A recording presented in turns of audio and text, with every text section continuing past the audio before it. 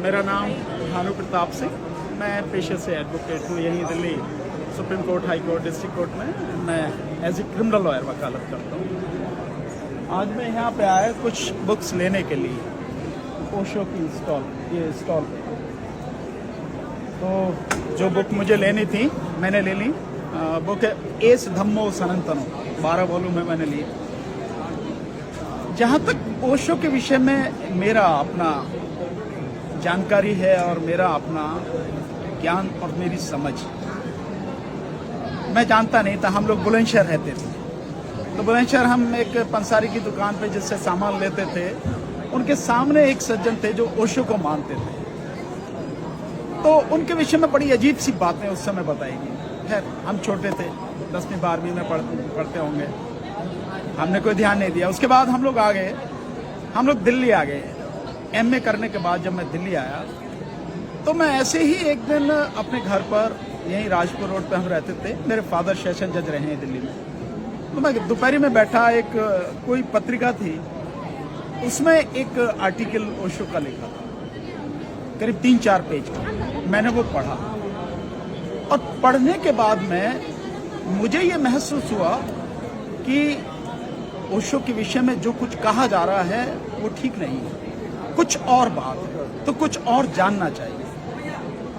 फिर मेरा एक छोटा भाई है, मेरी बुआ जी का बेटा है, वो बहुत सुनता था आचार्य रजनीश की जो हैं, जो वीडियोस ऑडियो हैं उनके पास में। तो मैं, वो ग्रेटर कैलाश में रहते थे, उसने मुझे एक ऑडियो सुनाई ओशो के ऊपर, आधा पौना घंटे की।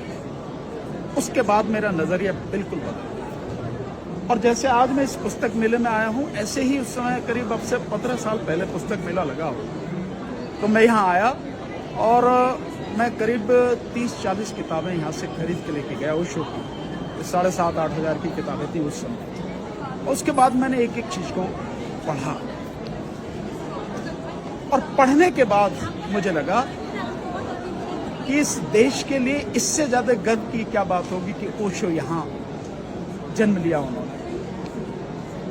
और ये कह सकता हूं कि अगर किसी भी किस्म के अंधविश्वास को, अंधकार को जड़ से उखाड़ने के लिए जिस सरल शब्दों में उन्होंने समझाया है, ऐसे बहुत कम लोग। मैं उनके बाद में केवल एक सज्जन हैं जिनको मैं जानता हूं, और वो हैं आचार्य सत्यनारायण गोयनका, गुरुजी सत्यनारायण गोयनका, जो विपश्यना सिखाते हैं।